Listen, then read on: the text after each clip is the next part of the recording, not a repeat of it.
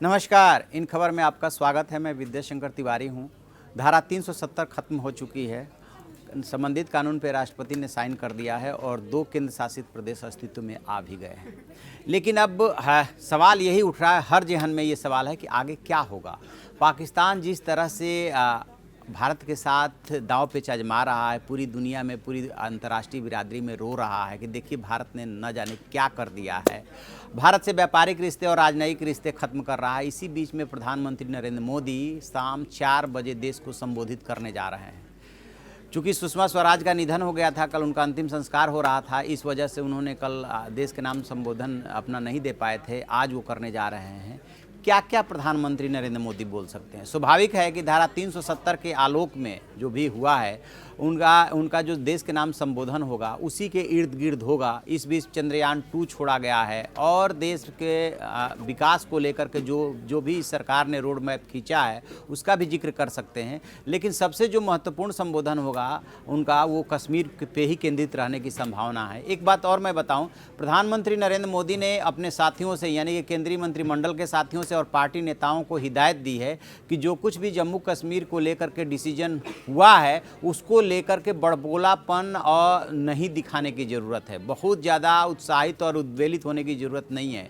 अभी आगे बहुत कुछ देखना और सुनना होगा। डिसीजन हो गया है, लेकिन उसके रिपरकशंस क्या क्या होंगे ये प्रधानमंत्री नरेंद्र मोदी बहुत अच्छी तरह से समझ रहे हैं। तो माना ये जा रहा है कि शाम को 4 बजे जब वो देश को संबोधित करेंगे, उसमें वो जो कुछ भी बोलेंगे बहुत संयमित होकर के बोलेंगे। एक बात और हम आपको बताएं कि जिस तरह से सर्जिकल स्ट्राइक, जिस तरह से एयर स्ट्राइक, जिस तरह से नोटबंदी जैसे डिसीजंस हुए थे और नोटबंदी के बाद उन्होंने जो है देश को संबोधित किया था, उसी तरह से वो संबोधित तो करेंगे, लेकिन अपनी तरफ से वो संयम बरतेंगे। और पूरी दुनिया को समझाने के लिए भारत ने बहुत मेहनत की है इस बार भी। एस जयशंकर जो पूर्व विदेश सचिव हैं, वो फिलहाल विदेश मंत्री है, उन्होंने वैसे ही विश्व बिरादरी को अपने सपोर्ट में लिया, उनको अवगत कराया कि जो कुछ भी किया गया है ये सिर्फ प्रशासनिक एक तरह से परिवर्तन है कि अब वहाँ का प्रशासन कैसे चलेगा, इससे कोई बहुत ज़्यादा फर्क नहीं पड़ने वाला है। यही वजह है कि न तो संयुक्त राष्ट्र संघ ने, न अमेरिका ने, दुनिया की जितनी बड़ी ताकतें हैं, किसी ने भी इसको लेकर के भारत की बहुत ज़्यादा आलोचना नहीं की।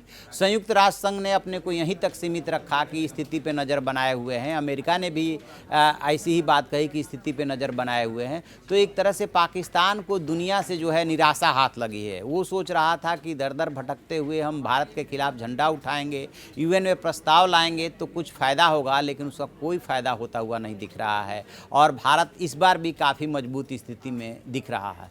थोड़ी बहुत यदि चैलेंज की जो संभावना बन रही है, जो आशंका बन रही है, वो जम्मू कश्मीर से है। जिस तरह से जम्मू के नेता लाल सिंह की गिरफ्तारी हुई है और जिस तरह से गुलाम नबी आज़ाद कह रहे हैं कि मैं वहाँ जाऊँगा और सभा करूँगा, अपने पार्टी कार्यकर्ताओं से मिलूँगा, उस मामले में भी एक्शन हो सकता है। क्योंकि वहाँ की स्थिति पे जो खुफिया रिपोर्ट आ रही है उसके मद्देनज़र कर्फ्यू यदि हटाया भी जाएगा तो बहुत धीरे धीरे ही हटाया जाएगा। क्योंकि जितने ये नेता हैं जो नज़रबंद किए गए हैं, गिरफ्तार किए गए हैं, वो वहाँ के लोगों की जो थोड़ी बहुत नाराज़गी है वो हवा देने की कोशिश कर सकते हैं। तो प्रधानमंत्री अपने संबोधन में कश्मीर के लोगों को बताएंगे कि कश्मीर जो है हमारा है और कश्मीरी हमारे हैं, हम उनके लिए क्या क्या करने वाले हैं, किस तरह से वहाँ इंडस्ट्री आने वाली है, किस तरह से वहाँ इंफ्रास्ट्रक्चर डेवलपमेंट होने वाला है और कितना रोज़गार मिलने वाला है वहाँ पर। ये सारा वो खाका पेश कर सकते हैं लोगों को समझाने के लिए। और मुझे जहाँ तक लगता है कि जो भी बोलेंगे समझाने बुझाने के ही लहजे में बोलेंगे और लोगों के सामने विकास की तस्वीर खींचने की कोशिश करेंगे।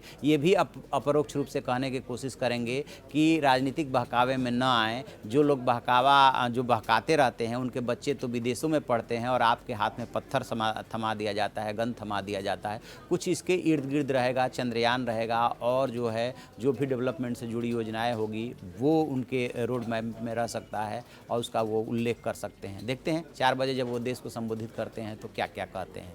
तो आप ऐसी खबरों के लिए देखते रहिए हमारा डिजिटल चैनल इन खबर। Thank you. इन खबर चैनल को सब्सक्राइब करें और बेल आइकन दबाना ना भूलें।